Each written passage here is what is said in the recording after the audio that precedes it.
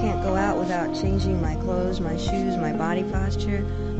I can't do what I want to do with my own body, and who in the hell set things up like this? I was wrong again to be me being me where I was. Wrong to be who I am. I am very familiar with the problems of the CIA, and the problems of white America in general, and the problems of the teachers and the preachers and the FBI and the social workers and my particular mom and dad. I am very familiar with the problems because the problems turn out to be me. I am the history of the terrorized incarceration of myself. I am the history of battery, assault, and limitless armies against whatever I want to do with my mind and my body and my soul. I am not wrong. Wrong is not my name. And I can't tell you who the hell set things up like this, but I can tell you that from now on, my resistance, my simple and daily and nightly self-determination may very well cost you your life.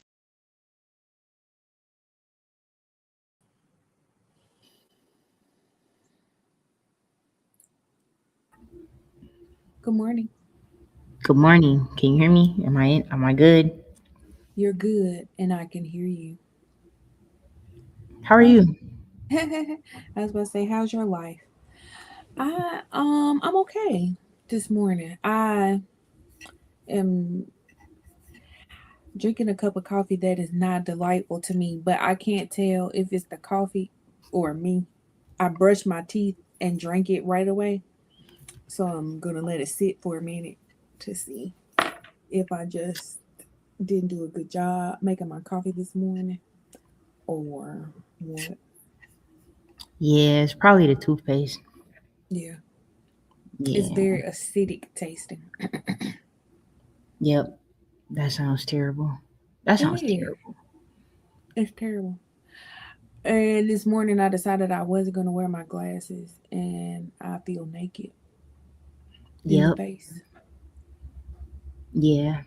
It happens. Yeah. You still look beautiful though. Oh, thank you. I'm back in Minneapolis in my friend's co-working space that looks like a fake background. It does. Very much. It definitely does. But nope, it's a real place. So yeah. Is Minneapolis a part of what's going on in your Black girl world? Yes. I mean, of course, yeah. Literally here, yet again, as I transition back, essentially for good, probably. Um, yeah, I posted this on Threads, but I've been apartment hunting. I actually found an apartment, but just the process of apartment hunting and the enter and the way AI is becoming like more a part of the process, um, it just made it super exhausting because like there's AI like receptionists taking calls at all the Yep. places now, Yep. right? There's chatbots to try to schedule, but a lot of times they're wrong or they're missing something or they're not answering the questions that you're trying to ask. Um, and I come from an era where you could just pull up to a place and be like, hey, like I'm here. Is there anyone who can show me around? Mm-hmm. But sometimes people don't even come into the office unless they have something scheduled. So like people don't be there. Um, and then you pointed this out to me, like a lot of this, like the photos of the actual apartments be AI too. So now you have to go to them um, because they could just be lies.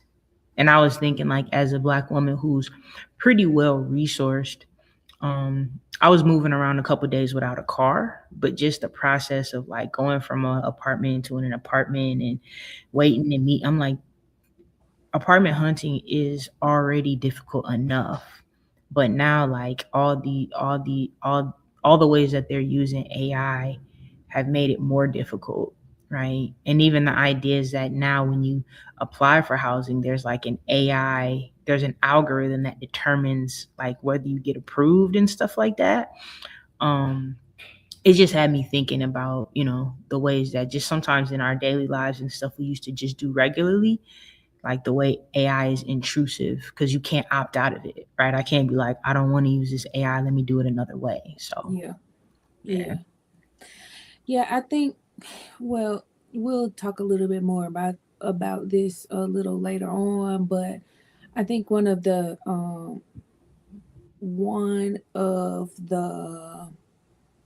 deficits outside of, environmental harm or whatever, one of the deficits of artificial intelligence is the way it removes humanity, and in this case replaces humanity for efficiency. And sometimes, sometimes talking one-on-one with the person is not the most efficient. You have to navigate emotions, you have to navigate distractions, all of those things. But sometimes using this tool that is, not human, even though a lot of times we anthropomorphize it, but like this is not, you not understanding what I'm asking you, or you telling me a bunch of information that I don't need. And that yeah, but that just had me thinking kind of on what we're getting to, but just generally chilling, World Cup stuff. Oh yeah, World Cup stuff. Yeah, and just re-navigating the city. I say this time and time again, but it's a cool experience to be somewhere where you grew up and then left, and then come back and see it in all the ways it's changed so much. So that's always it's just fun for me right now. But moving is always a friend of mine said moving is traumatic, and I kind of agree in terms of like, what am I going to do with all my stuff? What does it mean to get rid of stuff or to keep stuff or to not know what I want to do with stuff, right? What does it mean to try to relocate myself and establish the things that I had or establish the things that I didn't have?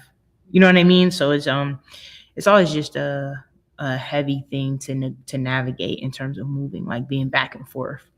I don't know if I would, just to be fair, I don't know if I would call it traumatic, even though it, depending on the context, it definitely could be traumatic, but it for sure is emotionally laborious, even if you're moving for a good reason, right? And not inherently traumatic. I should have said that moving can be, because I never considered that it could be. Mm-hmm. Not inherently, but it can for be. sure be. Yeah, especially for people who move all the time. There was a young woman last week who was talking. I've known her for a while, but I learned a thing about, we always learn the things that we don't know about people. And I learned that in high school, she moved 6 times, like different schools every time. I was like, oh, that helped me understand her better. Like just that by itself. Okay. Yeah. It's true. And I'm being encouraged like this time to make a space home, because I think historically, because spaces I've been in have been like temporary in my mind. Like, why buy plants? Why put up art? Why personalize the space if you feel that you could be removed from it? You know what I mean? At a given moment. So, yeah. So, what about you? I'm big on that. I know you're one of the people who's been showing me like, man, make a home wherever you are. Wherever you are, for however long you're gonna be there, is where you are right now. Yeah.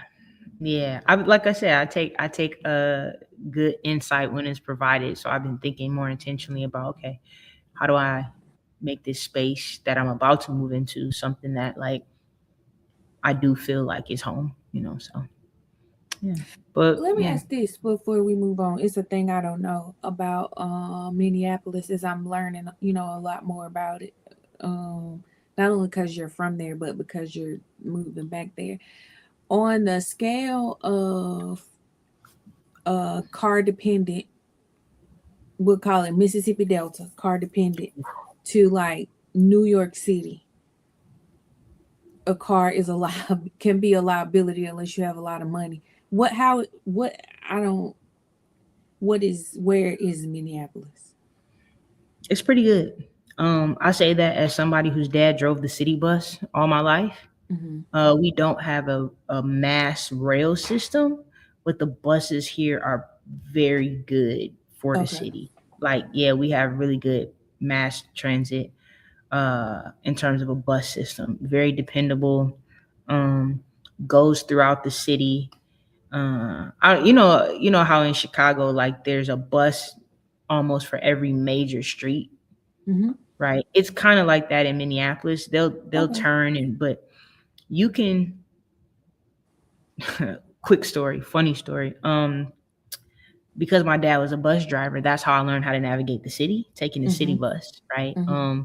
So I'm playing basketball, and older friend, she's like, "Oh, you want to ride home?" Because it was like maybe because it was late, and she was like, "Well, I'll take you home." And I'm telling her, "Oh, turn here, turn here, turn here." And by the time we got home and she figured out where I lived, she was like, "This is like a 15-minute drive," and it took us about 40 minutes. And I was like, "I just know the way the bus goes, right?" Right? I don't know the freeways and all that. And she was so like, "So you don't know where you live?" Yeah, but girl, we could have been here. Yep. But I say that because the buses, that's what taught me how to get around the city. So yeah, transportation wise, it's actually really good. The metro mobility is good. The bus that's for seniors is actually pretty good too, right? Where you can pick it up if you need to go to the doctor or the grocery store or something. Pretty good services here. Yeah. That's cool. Yeah. One thing that so Minneapolis historically, and I say this all the time, like white people didn't leave the city to the point where there's massive gentrification, right? Mm-hmm. As a result, there's just now really being a lot of like apartment complexes being built because people get a place and they stay, or they rent a home, right? So people now you're starting but people not moving out. Right. So now they're starting to like build these complexes in places that used to be businesses. So like something used to be a gas station, right? And they're like, when it's no longer a gas station, they're building an apartment complex there. I say that also because that means that they're not really intruding on the city. It's just instead of having a grocery store, they're turning what used to be a grocery store or a row of businesses into like housing, right? So it's not like they're. So where's the grocery store? What you mean? Or the gas station being closed. Okay. Yeah, been closed. Like stuff will sit for 5 years or 10 years, and now people are like, okay, let's turn that into some housing. So the displacement isn't as bad as in some other cities. And again, it's because more than anything, this is for white folks largely because they're the majority population. So guess what? What? Brittany's here. Good. Now we know it's gonna be a good show. Yes. Now we know it's gonna be a good show. I was worried. Because we was finna do a wellness check. For real. Like, friend, where are you? Y'all know a Brittany?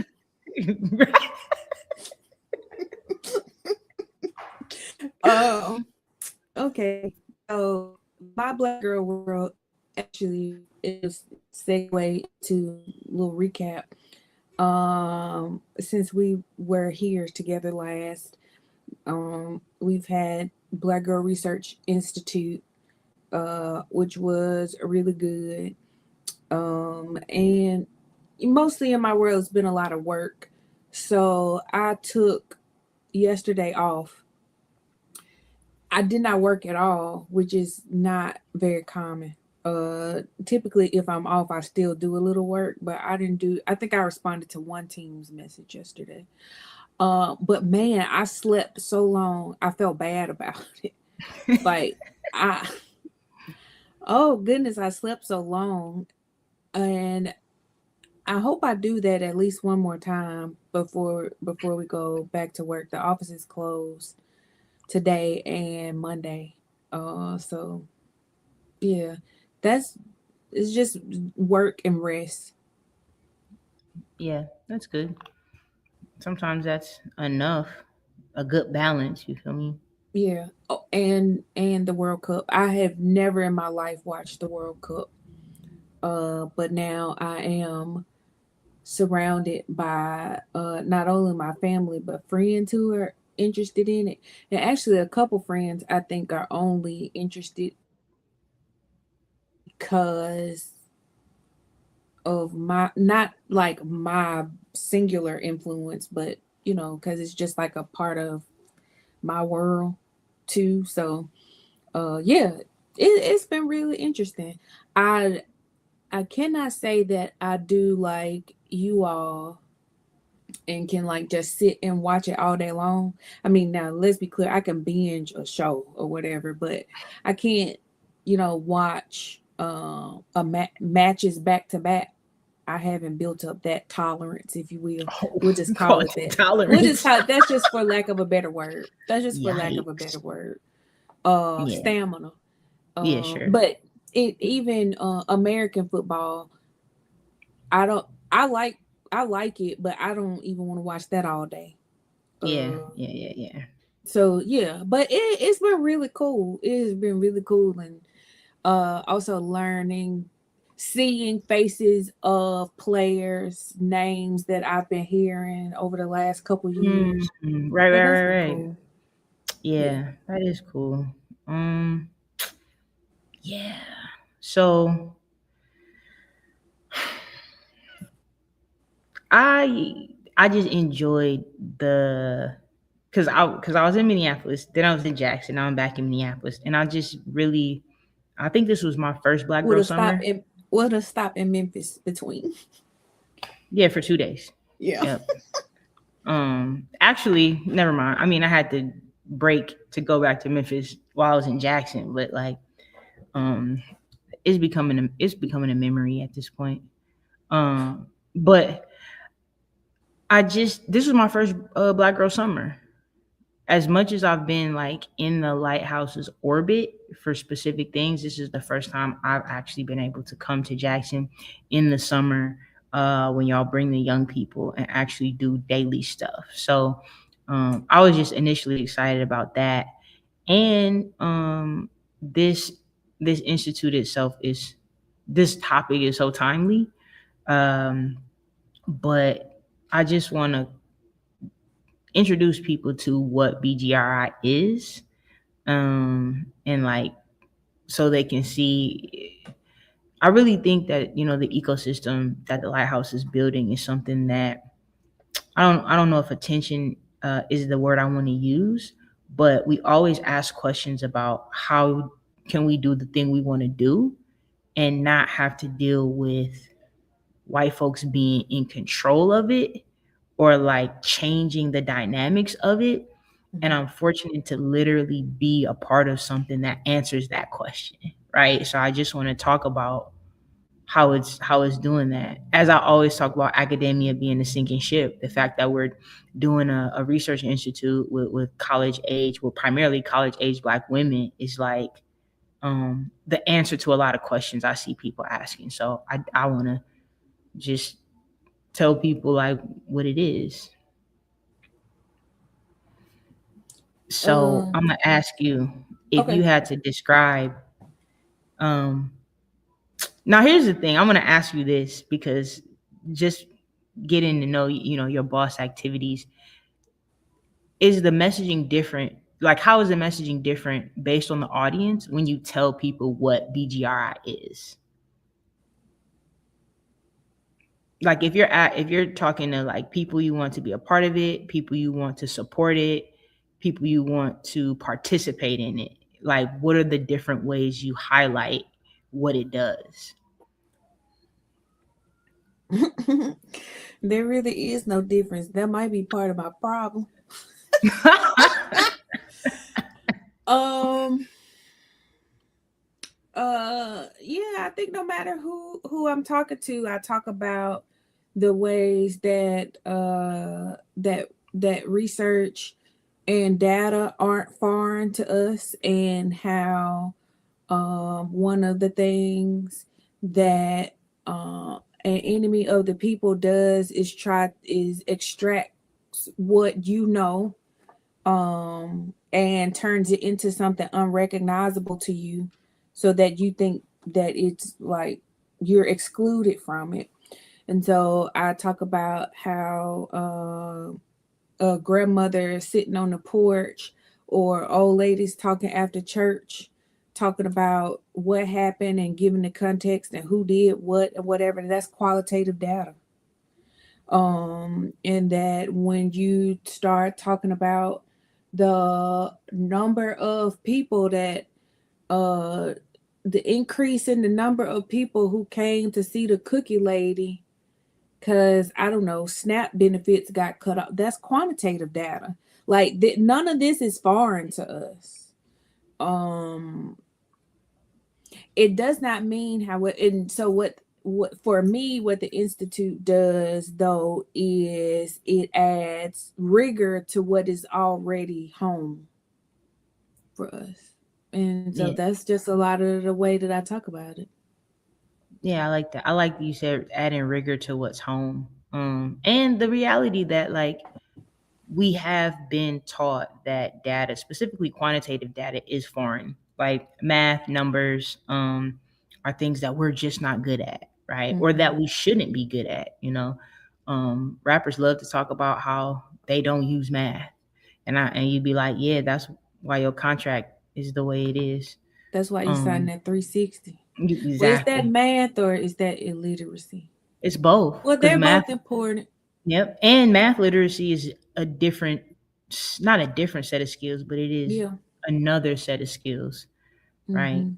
And understanding that you are actually math literate. You just, like you say, it's been hidden from you or distorted in a way that you don't even understand. Like I used to tell my young people all the time, if you shooting dice, you understand probability. Mhm. You literally do. You know what I Yeah, mean? yeah, So I was just thinking when you said that, like if we talked about, because all so much of it is context, right? Like if it, I mean, it wouldn't help me, but if the context you grow up in is trapping, well, so don't talk to me. My word problems, if you are talking to me in word problems about, I don't know, breaking down Coke or something, I don't know, and how much you money. know a teacher got in trouble for doing that, right? Well, that's stupid because that's the way that that's it. That's the way that I understand it. I mean, but I'm not surprised. But yeah, but no, I didn't know somebody got in trouble for that. This was years ago. There's actually a scene on The Wire where this Okay. happens. Have you seen it? Okay. No. Mm-mm. Okay, The- so there's a scene where, Michael B. Jordan as Wallace, who is this shouldn't be a spoiler, but like when we talk about TV deaths that really like shook us, mhm. yeah, the when Wallace got killed on The Wire, that's probably one of the toughest things I ever experienced, because he was a kid growing up in one of the toughest neighborhoods in Baltimore, but he was smart, he was thoughtful, you know, and the message kind of was like, yeah, you can't, these type of kids, because it's like these type of kids don't make it out sometimes. Yeah. But there's a scene where he's teaching his little brothers math, and he's literally using a reference like, if you have this many and somebody buys this many and then somebody re-ups for this many, blah blah blah blah blah, like how many do you have? And the kid got it right, and he was like, so how you can't do the word problem? And he was saying like, because if the count is wrong, like they'll fuck you up, you know what I'm saying? Like the reason I get this math right is because there's some consequence to it. But yeah, to that point, we've just been taught that math, that research, that data is this abstraction that is disconnected from our ability to produce and analyze it, and it's just used to tell us bad things about who we are primarily. Right. Yeah. Right. So And not stories of survival and thriving. You know, that thing people be like, we're going from survival to surviving to thriving or whatever. That's kind of like I don't know. survival to Thing thrive. about that, That's but what I'm gonna start I'm not saying. sure what I think. But I need to wrestle with that a little bit. But I do think this. I think much like conversations about liberation and freedom, like thriving is not a destination. Like you don't get there and just stop. And I think, and maybe, it's a part of the nonprofit industrial complex that has done this thing, but we just, like we're turning survivors into thrivers. Okay, then what? Like life doesn't stop happening. Yeah. And so we still might find ourselves in a position at some point in our lives where we're trying to survive and just trying to survive. And the surviving might look different, right? Like that person that you're talking about on The Wire, Bodie, whatever you said his name was. Wallace, but Bodie's on there too. Oh, Wallace. His surviving, let's say he well, obviously he didn't pass, right? He wasn't murdered, but he makes it out. Surviving for him, no, he was years, murdered. Yeah, okay, no, he was murdered. Yeah. Murdered. So we just gonna pretend that didn't happen. Surviving for him 20 years after getting out is not gonna look like surviving for him trying to get out of the neighborhood. You understand what I'm saying? Yes. And I just think we gotta stop doing that. We just make everything a place you get to and act like once you get there, it's over. Like everything around you stops, and we just gonna be sitting here in this land of milk and honey for forever. Like that just annoys me. Right? Now you got me, because the dichotomy of surviving and thriving, as if thriving is a permanent thing. I think again, it's context, because we've been taught so much or socialized so much to think that survival is, how do I want to say this? That surviving is always never good enough, right? The idea, if you say like grind from the bottom just to make it to the bottom, right? Or someone says I'm 50 cents short of a quarter, right? That means you're in a deficit. So I think the idea of surviving is not acknowledged, is the idea of survival is presented as not good enough, right? But that's not only, but we say that within the context of our own communities and our own realities, right? Because when people say like, I survived cancer, right? Or I survived a car accident, we don't say, well, we're going to get you to thrive from that car. Like that's not, because we understand that like I survival. Diddy. Sorry. I'm sorry. Yeah. No, that's okay.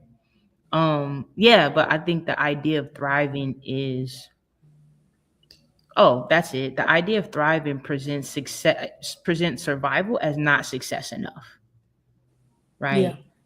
Yeah. And I don't think we realize, or we don't, again, this is data. This is how things are framed to us about our own experiences, because the work that it takes to survive in a system that is literally set up to kill you fast or slow, like that's worth celebrating. Like surviving in that context is success. But to make it rhyme and to make it cutesy, you have to say. And I want to add this. I think what I don't like about it is the context of thrive is often based on a white standard of what success is, right? Yes. So essentially go from being black to being not white, but you know what I'm saying? Like surviving is something that black people do. Thriving is something that black people do to transcend blackness. You know what I Yeah. mean? Yes. So Yeah. but I like that we get to wrestle with these things because I just hated the phrase like we got to go to thriving, and I'm like, I think I get what y'all are trying to articulate, but as the kids say, it's not giving. Yeah. I think of was it come celebrate with me that every day something has tried to kill me and has failed. Mm-hmm. Like that's we celebrate that. Like that's Yeah. enough. That's Yeah. enough. But yeah, so again, I just appreciate it. I think we have a pretty good cohort. Like I really enjoyed just kind of sitting back. I tried in the moments where I was tasked with, doing something, I was active, but more than that, I just tried to kind of like observe, see how the dynamics of the cohort of our participants came together, listen to the things that they kind of organically brought up, or be available for the questions they asked. But I really just like the group that we have, and that feels good. Mm-hmm. Yeah, I hope we're able to bring at least a couple of them on over the course of the year. It's just it's a really interesting group of women. Yeah, it really is. I think that speaks in some ways to the recruitment and application process. Mm-hmm. Recruitment and application is more difficult than people acknowledge when you're trying to get programs filled, because sometimes people just be like, we just need a set number of people, and whatever quality we get, because we have to reach this number, we'll take people that we know we shouldn't actually let in, or people that don't even fit what we're doing, just because we have to have a number. So I think that's a credit to the intentionality of the process at the Lighthouse to say, we're looking for folks that are going to take this seriously, folks that are going to ask good questions, folks that are going to bring something uniquely them, but familiar to others, you know what I'm saying, to the room. Mm-hmm. And I just really felt that. Folks with a good sense of humor, Yes, I'm really quick-witted people. Man, love quick-witted people. So I want to go back. I mean, this is going back and staying here because what the researchers will be focusing on this year is social implications of AI, and we started off earlier talking a little bit about AI, and one of the things that I learned last week that I would like for us to talk a little bit more about, and then even just have a larger discussion about artificial intelligence generally, is that there's a black AI. There's a couple, yeah. There's a crazy. new one that's famous. Aisha.ai. Beautiful. And the crazy thing is, of all the spellings of Aisha they could have picked, they didn't pick the blackest one. Aisha.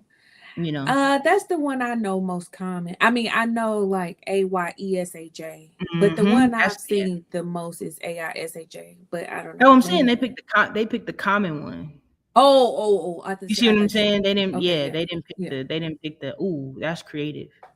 And like AISHA is not phonetical in the way Black language is generally good at being phonetical, right? Because white people are gonna say Aisha, just like they call Aisha. We have a friend. Her name is spelled that way, and it's pronounced Asha. I mean, she's Antiguan, but yeah. But let's talk about it. And I say that because one of the cool things is this week was kind of introducing the young women to potential ways we can approach the topic of social impacts of AI on Black girls and women, right? Getting them to think about environmental usage, roles that Black communities play, Black people, Black women play. So for in the time when we were having the institute to have this Aisha.ai launch, that's something that you don't plan for. So let me see if we can bring it up so we can go through it. Because we have this question all the time about like Black excellence or buying Black, or this idea that things need to be Black owned to benefit, right? So better AI built for us. What is that? Fubu I don't know. AI. Yikes. Oh gosh. AI Fubu is crazy. You I don't know what it does. It says centering the culture, amplifying voices. So does this mean that the old ladies talking after church is now going to be put into the chat? Because aren't those the type of voices that we want to amplify? Because I don't want the Aisha bot sounding like Amanda Seals or Conscious Lee. Yeah. Or you know what I'm saying? So when it says like when it says centering culture and amplifying voices, I'm immediately skeptical, because the way that Black culture is currently centered and the Black voice is currently being amplified are not things that I align or want to communicate in terms of how I experience and enjoy Blackness. So I don't know what this means. Yeah, so centering culture, amplifying voices. So this, when you asked the question about the old ladies at the church, it immediately made me think of when Beyonce, just stick with me, when Beyonce did Coachella with the, I don't remember what album it was, but when it was like HBCU band thing. So I had a really hard time with that. And this is not to talk about Beyonce in particular, but I'm bringing this up because I watched that twice. I watched it at home, and I was more focused on how the crowd was responding to what they were saying. Yeah. And so that bothered me a lot. It bothered me because some of them had no idea what was happening. It bothered me because some of them were like participating in the thing, but I know that you don't quite know what you're participating, so there was that. Yeah. But then I watched it again on a flight because there wasn't anything, I couldn't find anything else to watch. And I just focused on the performance itself, and it was quasi spiritual for me, because it was just this very Black culture reference thing that it was just like, this is, I understand this. I went to a PWI. We both did. We talk about that sometimes. But one, I mean, I'm Black, but also two, I spent a lot of time at HBCUs because one of my aunts taught at several HBCUs. And so none of what was happening was foreign to me because of my Blackness or because of my experiences growing up on HBCU campuses. So I immediately thought of that when you asked the question about, do we want the old church ladies showing up in this Aisha.ai? And it's no, like, don't, like, it's sacred. Don't do that to, no, do not put my grandmother has passed, but like, don't put my grandmother in that. Don't put Miss Minor in that. Like, what? No, what are you doing? Keep Bobby out of that. That's the old lady at my church now. Keep her out of that. Keep my Aunt Thelma out of that. And that's essentially what's being encouraged, what we're being encouraged to do with a lot of with a lot of the way we're being encouraged to see AI, and not AI in collaboration with other things being done, but AI only, right? As a way to like preserve our history, to learn about our culture. Like, what is this? Van Jones said AI is our reparations. Yeah, I mean, here's the thing. I understand that reparations from the government would be nothing but like a smallpox blanket, you feel me? Like something that they give to be like, oh, this is gonna keep you warm, and then like that's what causes genocide of your people when you take it. And I say that because white folks always have a fail safe for something that they give us, right? So like, oh, we're gonna give you this, we're gonna give you this 13th Amendment, but we're gonna make sure that we can create this system of convict leasing, right? As we do it. So I think in that way, AI is operating as the way I think the US would operate reparations. But in terms of actually thinking that AI is reparative in some way, Van Jones been lost a long time ago. Yep, his brain is not his own. It is fundamentally not. What does that what does that mean? AI is our reparations.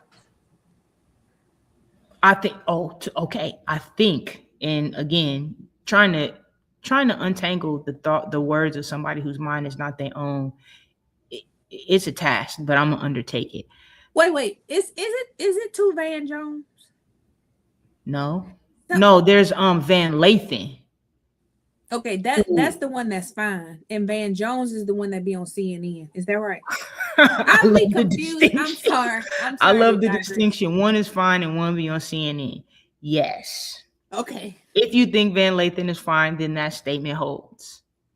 Oh, yes. He's not fine. We'll talk. Okay, I don't know. To me I later. think. Just I mean, go ahead. Yeah, he's attractive generally. I didn't mean fine like that. Oh, you mean like he's decent as a person speaking? Yeah. Oh, yeah. Oh, yeah. Yeah.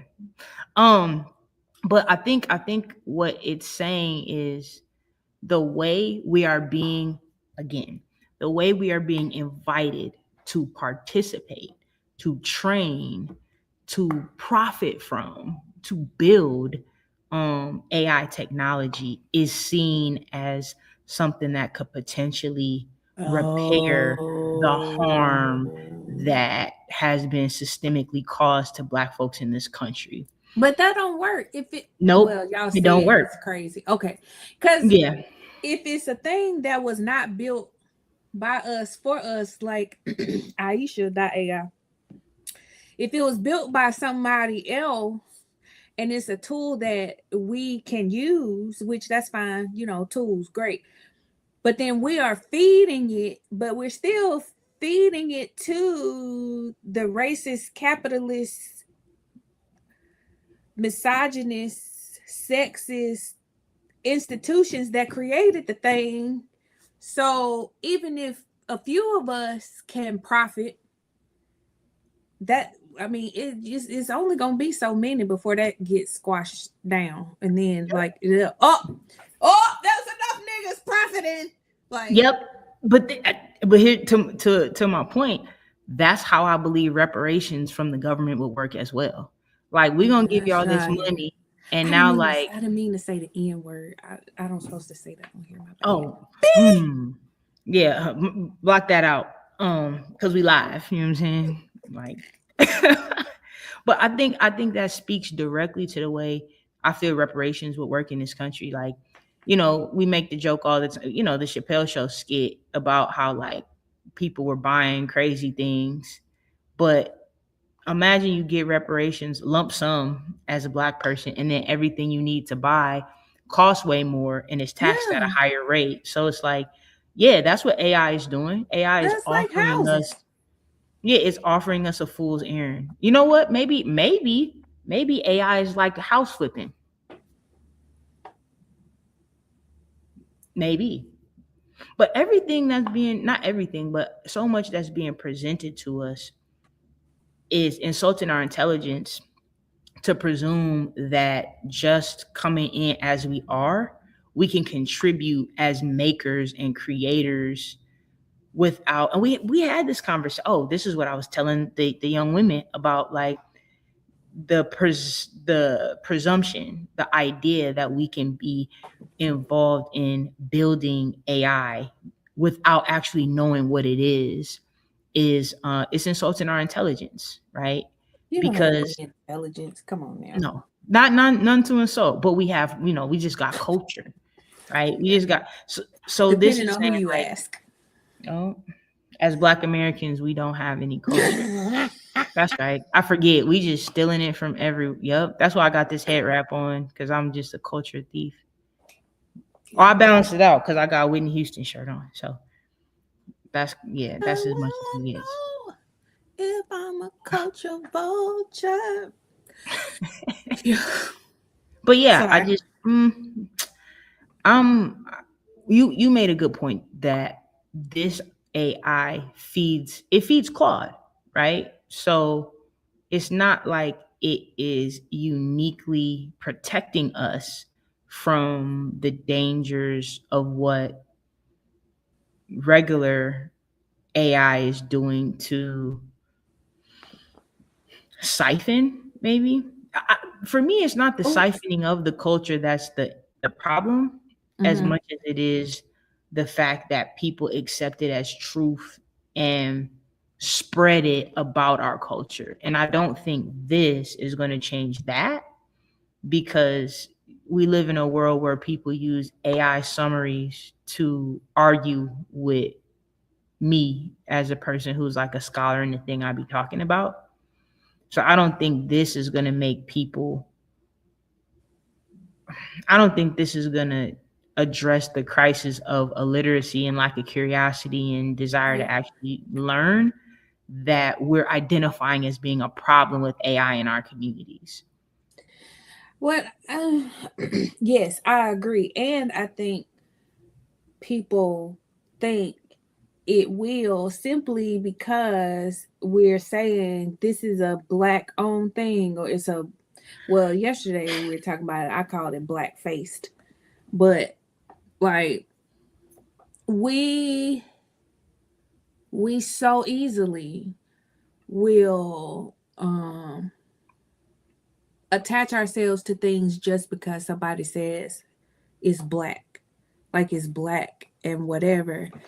And look, as a person who loves Black people, Black stuff, just blackity black, don't talk Black, but I still need a standard. So you can't throw me, you can't give me slop. And in this instance, in this context, Aisha.ai, that's slop. You can't throw me slop and be like, no, but it's fine because it's Black. Yeah, that doesn't supersede the standard, right? It does not supersede the standard. And especially, like you said, because it's still slop, right? I'm just reading the thing. It says, at a time when bad actors are pushing misinformation and disinformation meant to harm Black online spaces, it is critical that the AI industry support the need of its users instead of opening up new ways to surveil and replace them. That statement might be true, but this doesn't address that issue. Because if it's the way the online spaces exist now, even if this intervention was sincere, it would be too late. We've already gotten to the point where most folks that are engaging casually on social media are trying to cause conflict, are trying to bring controversy, are, let me be 100%, 80% of accounts are bots anyway. So with so much percent being bots, the investment in reshaping online communities, it doesn't seem as important as they're trying to make it in 2026. Maybe in 2016, right, when the misinformation and disinformation around hashtag Black Lives Matter and what it and the ways it was or was not actually connected to like local grassroots movements was blurring the lines and what we understood as the Black freedom struggle and like commodify efforts to, profit from Black trauma. Maybe this intervention would have been helpful then, but that's not even where we are on social media anymore. Like, it also brings up for me, when you read that sentence, was the first sentence of the second paragraph under censoring culture, amplifying voices. It also brings up for me the insidious ways, the intentional manipulation that I don't care if it's Black owned, Black faced, or white faced, that underscores the deception of capital W whiteness. So like you're saying something that's true to then turn around and manipulate me into buying into the thing so that I do what you want me to do. And you know that the way to do that, it's malicious marketing, right? I'm going to tell you a true thing, and then the rest I'm going to just mix in some lies. I'm going to whatever, like just lie to me outright. You're trying to trick me, and I don't like that. You're trying to trick you because you're trying to trick me, and I'm catching you trying to trick me. So now that's a good point. And to me, like if you are, especially if we're talking about like a company, you're trying to deceive me, then that means you don't respect me as a person. Like just lie to me. Just outright lie to me. Come up with a good lie and see if I buy it. But don't take this little piece of truth and this lie and this truth and this huge lie and mix it all together and be like, oh, let me see what happens. No. And then what happened, and this is one of the things that I'm trying to get the young women in the cohort to be immediately critical of, right? Is because now, as soon as it launched, you have so many of the influencers who talk with the mic so you can see it, that it's a mic, just telling us how much we need it, right? And again, it speaks to your point that they right, let me just grab anything, that they are invested somehow in our demise for their own benefit, right? Because now W whiteness. Yeah, that's what I was saying. Yeah, because now I can't. The problem for me is that all the people that I've seen talk about how we should use it are people I don't trust when they speak about Black stuff. Like, I'm gonna be honest, y'all who may not know me may not know how I feel, but soon as I seen Vic Mensa, I was like, oh yeah, no, none of this is gonna be anything I want to be a part of. Right. I just saw, I don't know, it's so funny that you say that I have heard of him before, but a video of his showed up in Threads today when I was scrolling. I've never seen that person before. I didn't even know what he looked like. I've just heard his name before. I don't even remember what the video was about. Don't try to remember. No, but I did think, why is this here? I'm telling you, because and again, I say this all the time, like, we can't trust any of these platforms not to steer us in certain directions, right? We can't trust. So my thing is, it's encouraging us to be earnest. It's encouraging, like you say, it's encouraging us to turn over all the things that we've held sacred with the promise that because the website, it says something about clarity. Right? It says a better way to move through your day. Start your moving with clarity. And turn content into clarity. But the thing is, where Black folks get clarity on Black stuff? How you know better than I do? That's what I'm saying. Black people get clarity and context from Black stuff from Black people. So I say this all the time, like the fact that we're not communing as we should, we are starting to try to use these tools to replace the fact that we don't feel comfortable around each other enough, right? And again, it's not a judgment thing, but I do hate to see it where people, instead of having folks that they can talk to in real life about stuff, they feel like it'd be better suited to ask Threads or to ask the internet. And then those people become like, well, this is my Threads family. And the issue sometimes with that is you get people who are literally just performing the type of Blackness that they know is the type of Blackness to perform on the internet, right? So you get people saying, oh, my son just got glasses and he's feeling self-conscious. Everybody tell him how good he looks in his glasses. Why don't you, like, that's what you call the school, right? That's what you call the school for, and have the talk to the teacher and say, hey, he just got his new glasses. Maybe everybody could say something nice to, but it's like we're starting to default to the computer instead of defaulting to each other. Like, I feel fortunate that like people are using social media as their journals or as their like places to get advice. I'm just happy that when something comes up, I have people I can text or call to talk through these things with, instead of defaulting to talking to Aisha AI to help me understand, right? Because this is what Duran Bernard got ate up for doing recently. Oh yeah. Right? About saying, hey, I want to ask AI about this thing to help me think through it. And people were like, there's so many Black people. Here's where it got me. They were like, there's so many Black people on social media you could have asked. And to me, that would have just made it more overwhelming than talking to one AI. You know what I'm saying?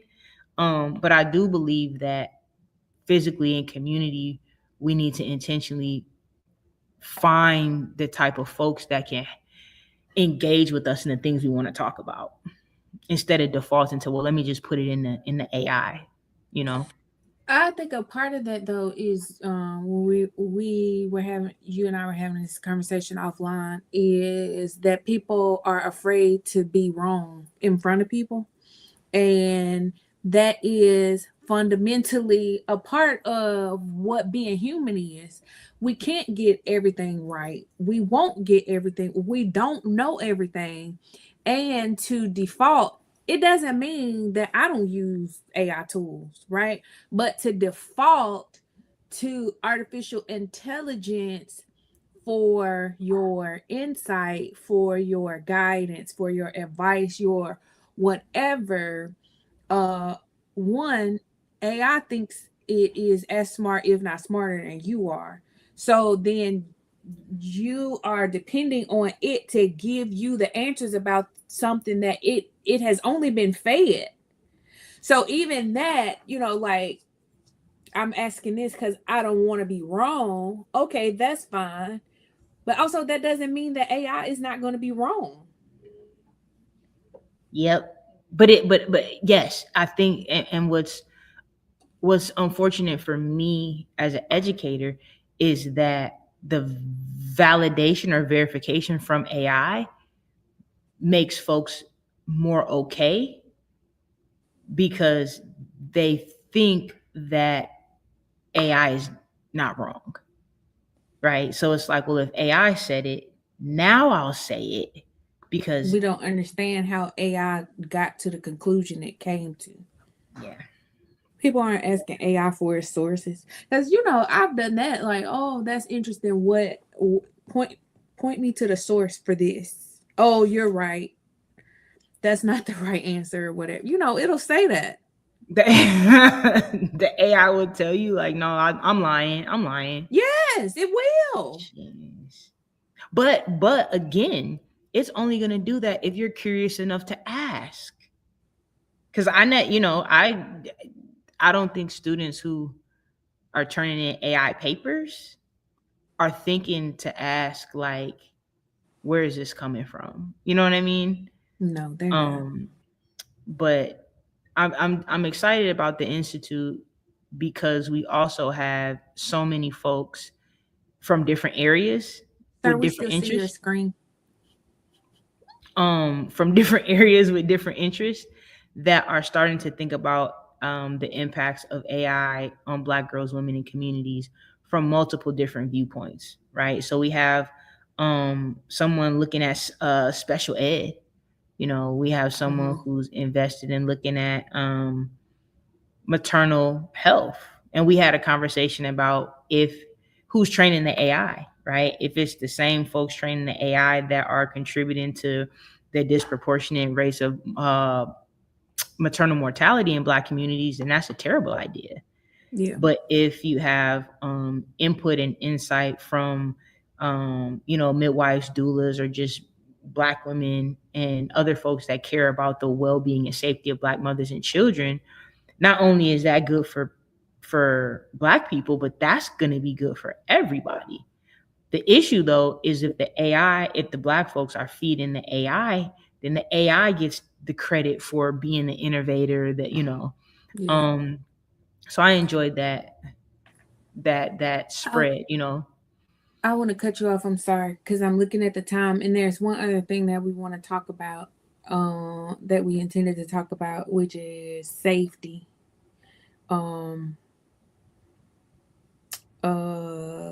Particularly physical, we'll call it physical safety, and people's understanding, particularly men, as it relates to women, and the importance of physical safety and what it means to be safe. Which actually, if I had worked harder, I could have segued from AI to this, but I wasn't thinking. Anyway, there's a video, a pretty short video. I hope that we can watch, and then I want to talk just a little bit about that, if we can. While it's being pulled up, there's a guy walking. I don't know, maybe just walking down the sidewalk. Oh, here it is. I Oh, don't we think you're can't gonna be hear able it. to hear it, right? You can narrate it. He's like blah blah blah. So he blah blah blah. So he is saying that if you are going to spend time with him, then you need to turn your location off, because he is the safety. Other people don't need to know where he lives if you're hanging out with him. He can count on one hand the number of people who know where he lives. So he don't want people just popping up at his house. And if you're going to be with me, baby girl, if you're going to be with me, then just know you safe. Other people don't need to know where you are, because you safe with me. That's the crux of it. I'm gonna say what first came to my mind. So many things, but like he might have been set up to be robbed before. And I don't say that in an excusing way, and I'm not saying that in an excusing way at all. What I mean is that so much. First of all, if we dating, I'm not coming to your house. So the idea of people knowing where you live because of my location, that's not how dating goes, sir. Like, why would people be using my location to know where you are unless we're trying to rob you? That's what I'm saying. Right. So like the context of that just doesn't make sense. Also, yeah, my whole thing is if I'm dating you, first of all, you're not gonna know if my location is on or off. So I could just tell you it's off. And if you make a deal about it, we could just end the date because you're not safe, right? Like there's no way he wins in this. But you brought it up for a reason, so I want to hear your thoughts. I think even believing all things to be well from his perspective, I just think it gives, anytime somebody starts answering questions that I didn't ask, that's a red flag for me. Like, I need to pay attention. So the fact that you went on the internet and recorded yourself talking about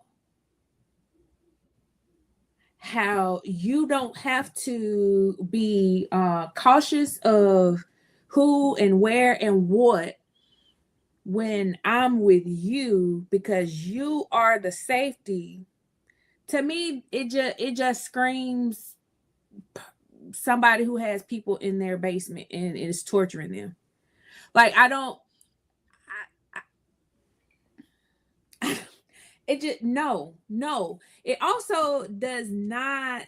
It gives no credence to the fact that um it does not acknowledge the fact that a part of how the person may feel safe is that other people know where they are. It doesn't necessarily have anything to do with you. Like I don't know. It Yeah, just it screams not safe, not safe, not safe, it stranger does. danger. It It does. That and I just like I said, and yes, when is it safe in air quotes? Because you're not safe. You maybe are, but I don't think you are.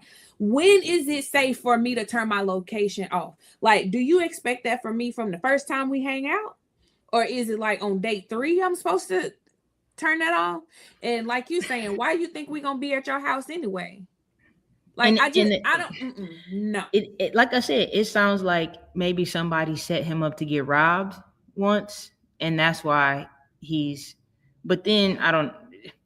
There's so much wrong with this because, like you That's so said, generous of the you. safety of one person. I'm not saying he didn't deserve to get robbed. What are you talking like? Yeah, that's. I'm not. He's not the victim. You know what I'm saying? He's the mark. You feel me?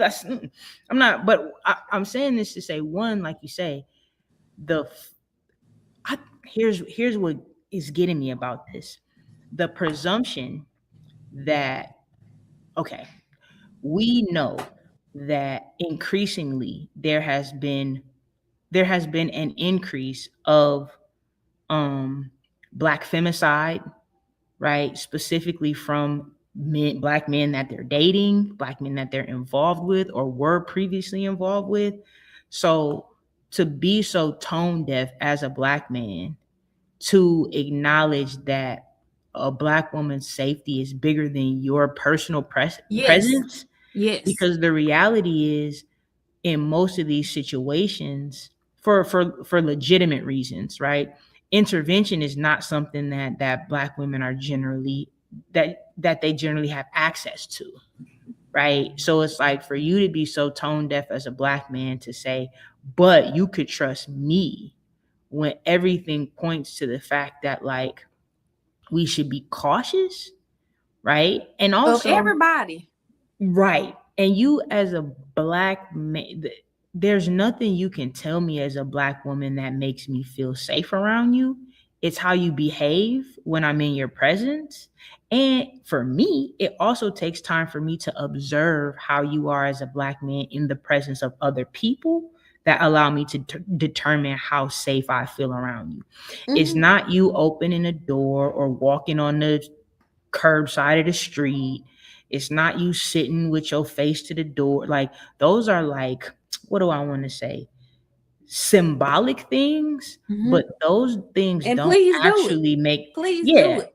But those things in and of themselves, like I have to observe these things over time. You telling me, hey, you're safe with me, you may be, and it may be sincere, but you can't expect me to believe that just because like, what's wrong with showing proof, Mhm. right? Because at Yeah. a time after 3 or 4 months, the woman gets to make the decision whether or not she turns her location off, Mhm. Listen, right? and I like with my spouse. Let me tell you how safe I feel. I don't pay attention to anything. When I'm with him, I don't pay attention to anything. He makes fun of me for it. I'm not like that when I'm by myself. But when I tell you I don't Right. pay attention to anything, but that's also because I came to that. It wasn't like that at the beginning. I grew to that. Yes. And that's the thing that, again, when I talk about us not spending enough time with black people to develop these type of dynamics that we think should just be microwaved. I don't trust nobody the first time I meet them. Right. And I'm just not going to your house, fam. Because you know what's crazy? You're not gonna know where I live. Man, I remember I was talking to a guy and it was like, oh, let's meet somewhere. And that was cool. And it was the whole let me know when you make it home safe. And it was like, oh, because I'm not from the city. They're like, oh, do you want me to follow you home? Never. Right. And No. it was a sincere offer. Yeah, It's that's late. sweet. No, thank You're a you. woman driving home. Can I follow you home to make sure you get home safe? That's sweet. No, thank you. And I don't think he realized like how unsafe that sounded to me. Right. Like, I don't think he realized, like, why would I invite a stranger to follow me home? Yeah. But a lot of times, you know what? I think a lot of times Black men have a blind spot to how unsafe we feel as Black women, not towards them, but just in general. I don't think they understand like how threatening navigating the world as a Black woman is in ways that are different from the ways that their safety is threatened as Black men. Right? I just don't think they understand. Like, bro, it's not you. It's the fact that, because I was saying this before, because as Black women, if something does happen to us, a lot of what we get is you should have known better. Yeah. Right? Or why would you do that? You know better. Right? So poor guy. I hope I don't know. I hope he goes viral, right? I hope he gets the attention from that he intended. He probably will. Before we wrap, you want to look at, I don't know if people who are watching know that you and I both have varying forms of attention deficit and whatnot, and so we don't do the best job of looking over at the chat and engaging at the chat, so we try to save it till the end. Is that what we do? Okay. Knowledge over faith says, I don't like the term thriving. Yep. And yeah, that's a good one. Also, it's a kind of funny word to say, thrive. It doesn't fit. For me, it doesn't fit what people are trying to describe. But because it rhymes, I feel like they're using it. I like this one. Blackberry 623 said performative protection, right? And to this point, also protection. As much as I love having a partner that takes my safety seriously, I don't expect him wholly and in and of himself to be able to provide the protection I need from everything all the time. Right. No, I mean, because he's a human. But I think that's the idea, right? The idea is I can protect you from everything. And it's like, I don't even want to set you up for that, that performative protection. Because like, what if a car does jump the curb? Are you actually going to be able to save me? Literally had this conversation. And in my experience, the people who be lurking in like the little side cutouts of the buildings are more likely to jump out and rob you than somebody coming from the street. Right. So it's still that idea of, having an understanding of what we actually, and maybe these are a bit more conversations we need to have. What do we need from our community to feel safe? Right. Because telling me to turn my location off, that's the opposite. That's that opposite. So yeah. JL Martin about that. JL Martin 601 said we don't, because we not crazy as hell, and if you don't have good relationships with women, you wouldn't know. And I think that goes back to even the conversation about conversing with AI, right? Like, you have to have relationships with people to understand. It's not just what the internet can tell you. Come on, super sticker. What is a super sticker? I think it's a donation. Oh snap! We got our first donation. I think. Maybe I don't. Dang! I got excited. What if that's not what it is? Whatever it is, it's good. Awesome. Because it's up on the screen. I'm sorry. We don't know some things, y'all. We'll ask AI later. to help provide clarity. We'll get clarity. We'll ask Aisha the AI. We'll ask Aisha to do it. You know what? I do want to ask her who chose her name. Like, who decided to spell your name? Like, who decided to pick that name and choose that name? Did they run it through an AI generator to be like, what you wanted it to be? Keisha. I didn't want it to be nothing. Because the reality is you don't have to give a black name to the AI thing to tell me that it's something that will benefit my community. Right? You didn't have to do that. Yeah, how else you was gonna know? Here go one. Can we survive capitalism oppression? We do it every day. We survive it. You know, to the extent that, you know, slow death is occurring, you know, if you're Afro pessimist. I feel like we're surviving it, you know, right now. Literally. Because I'm still here, still strong. I don't know. Black women tell me about their experience. Dudes just be hella unsafe. They do. And sometimes unknowingly. And that's my thing, right? Maybe again, maybe he'll get the clarity that he would have got from Aisha ChatGPT, because maybe real people in his life will call him on the phone and be like, hey, saw that video you posted. And then that starts conversations in real life. So maybe Aisha will call him on the phone. I'm just stuck on it. I'm sorry. It's so odd to me. And I just know that because you didn't have to do that. Of people using it. So many. It says it's never unknown. Sometimes it is unknowingly. And I say that as a person who works with a lot of younger people that have been taught about safety and danger in very, very dangerous ways. Getting ideas from antiquated, like people being, you know, raised by rap music or TV, having these ideas.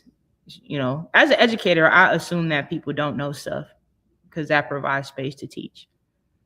But BlackBerry 623 or June 23rd told us that YouTube super stickers are paid animated graphics that viewers can purchase during live streams and premieres to highlight their messages in the chat. Creators in the YouTube partner program earn a share of the revenue from these purchases. Okay. Nice. That's cool. I don't know what it meant, but hey. No, that's helpful. Oh, well, this is great. Yep. Thank you so much. Always a pleasure. We're gonna run this through the chat and see what it tells us we were saying, and then we'll let y'all know. We should do that and post it in the comments. What AI thinks about what we're doing. No, because then we're feeding it. Like, see, that's the conundrum. Anyway, have a great 4th of July. You know what I'm saying? Get some baked beans. Oh, we didn't even acknowledge that. No, we didn't. We didn't. When is that? Tomorrow. Oh, well, I hope you have some grilled food. No, I will. I'm having grilled food. I mean, like, who cares about Independence Day? Independent from what? But, you know, whatever. But I hope you get some good grilled food. You as well. My partner has been practicing, so I'm excited about what I will get to eat. Grill master. Anyway, y'all have a great day. You deserve it. Oh, that was good. I don't have a sign off. Y'all just enjoy yourselves and stay black. Ooh, get blacker. Get blacker.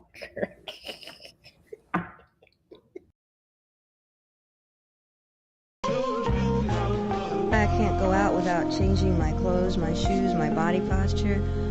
I can't do what I want to do with my own body, and who in the hell set things up like this? I was wrong again to be me being me where I was. Wrong to be who I am. I am very familiar with the problems of the CIA, and the problems of white America in general, and the problems of the teachers and the preachers and the FBI and the social workers and my particular mom and dad. I am very familiar with the problems because the problems turn out to be I am the history of the terrorized incarceration of myself. I am the history of battery, assault, and limitless armies against whatever I want to do with my mind and my body and my soul. I am not wrong.